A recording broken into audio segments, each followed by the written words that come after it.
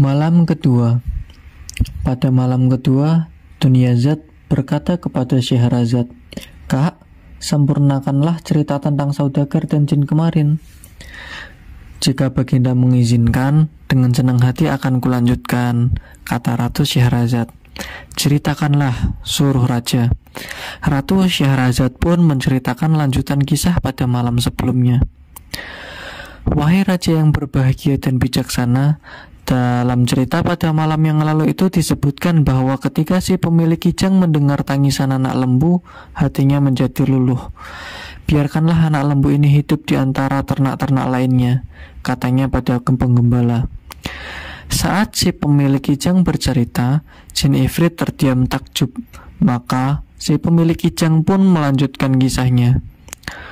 "Wahai Tuan Jin, pemimpin kerajaan jin, semua peristiwa itu terjadi dan putri pamanku, yakni si kijang ini menyaksikannya. Sembelih saja anak lembu ini, sebab tubuhnya gemuk," suruh istriku kepada penggembala. Namun si penggembala tidak sampai hati untuk menyembelihnya.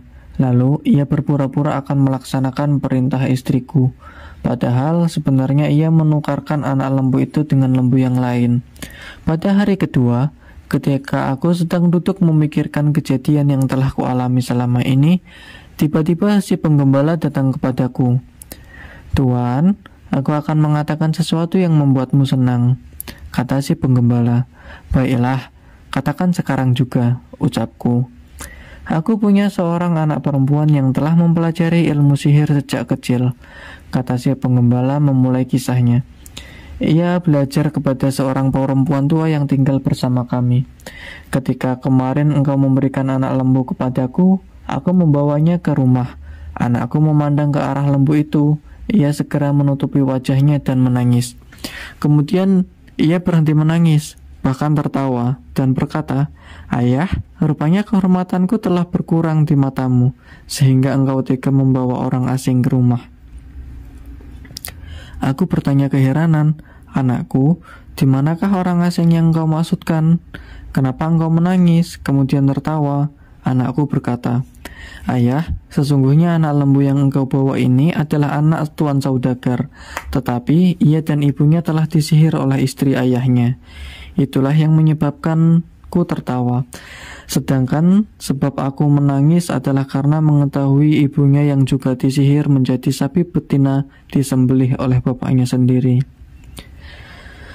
Mendengar penuturan anakku itu, aku merasa sangat takjub, sehingga belum pagi benar aku sudah tidak sabar untuk menemui Tuan dan memberitahukan perkara ini kepada Tuan.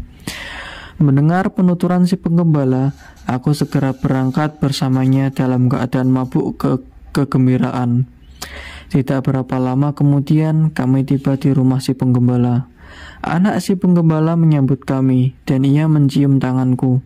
Lalu anak lembu mendatangiku bergulung-gulung di hadapanku. 'Benarkah apa yang kau katakan tentang anak lembu ini?' tanyaku pada anak si penggembala. 'Benar, Tuan.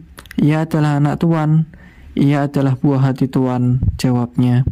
'Hai anak gadis, jika engkau dapat membebaskannya, maka segala harta benda dan ternakku yang diurus ayahmu akan kuberikan kepadamu,' kataku berusaha membujuknya.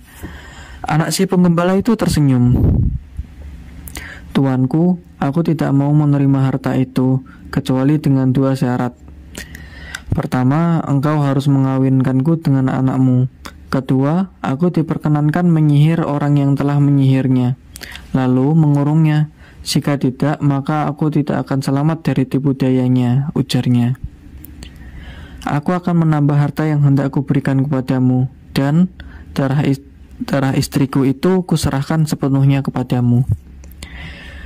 Kemudian anak si penggembala mengambil mangkok dan mengisinya dengan air.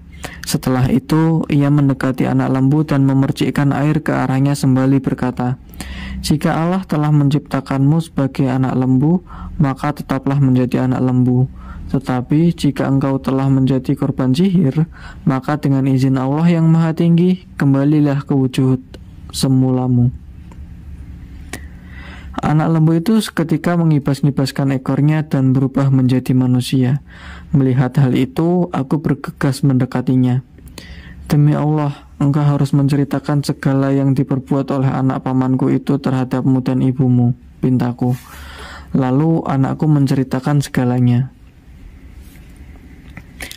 Anakku, Allah telah menggantikan apa yang hilang dari kita, kataku kepadanya. Kemudian aku mengawinkan anakku dengan putri si penggembala. Menantuku itu pun menyihir anak pamanku menjadi kijang ini. Ketika aku tiba di sini, aku bertemu dengan orang-orang ini. Aku bertanya, kenapa mereka di sini? Mereka pun menceritakan apa yang terjadi dengan si saudagar. Aku memutuskan duduk bersama mereka untuk menyaksikan apa yang akan terjadi. Demikianlah ceritaku. Sungguh, ceritamu sangat menakjubkan. Aku bersedia memberikan sepertiga hidup si saudagar ini kepadamu, ucap Jin Ifrit. Begitu Jin Ifrit selesai berkata, majulah si pemilik anjing. Ketahuilah wahai Raja Jin, kata si pemilik anjing, aku juga mempunyai kisah yang sangat ajaib dengan kedua anjingku ini. Sebab keduanya adalah saudaraku dan aku adalah yang termuda di antara mereka. Aku akan mengisahkannya kepadamu jika engkau sudi membayarnya dengan memberikan sepertiga hidup si saudagar ini kepadaku. Setelah Jin Ifrit berpikir sejenak, ia menyetujuinya karena menurutnya cerita si pemilik anjing sangat menarik. Maka berkisahlah si pemilik anjing.